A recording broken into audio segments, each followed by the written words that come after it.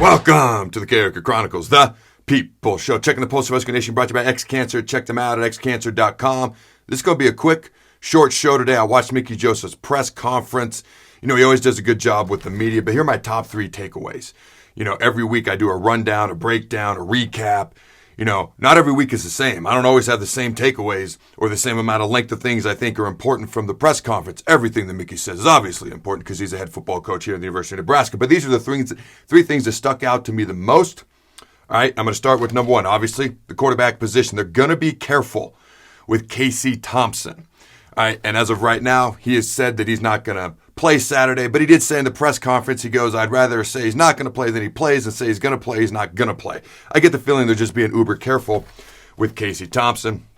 All right, when asked about Chubba Purdy, he said, hey, Chubba's a young guy, talented guy, gets a bit nervous, tries to make plays.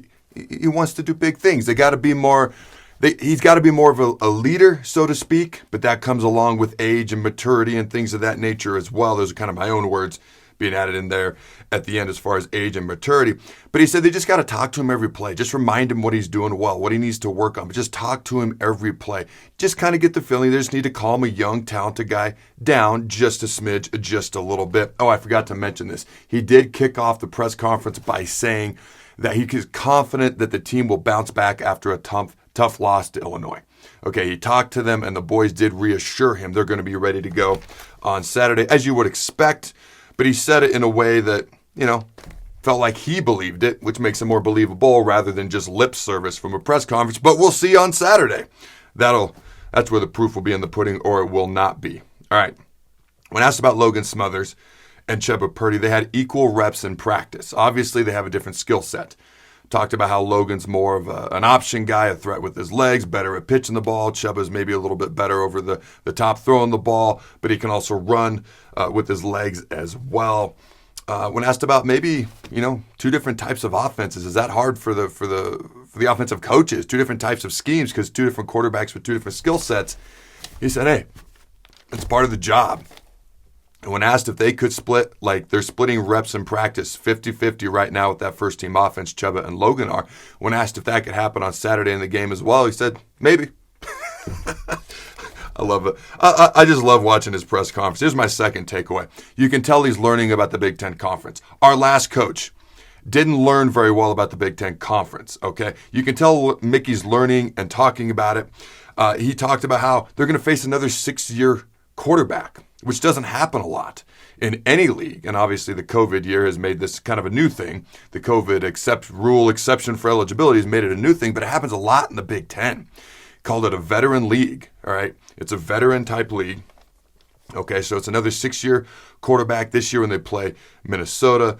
When asked about Minnesota's running back, Mo Ibrahim, he is a beast. What they used to call him, a rolling ball of butcher blades or something like that, I think they used to call him. All right. And then he said Big Ten teams, they want to own the line of scrimmage and they want to chew up clock. Okay.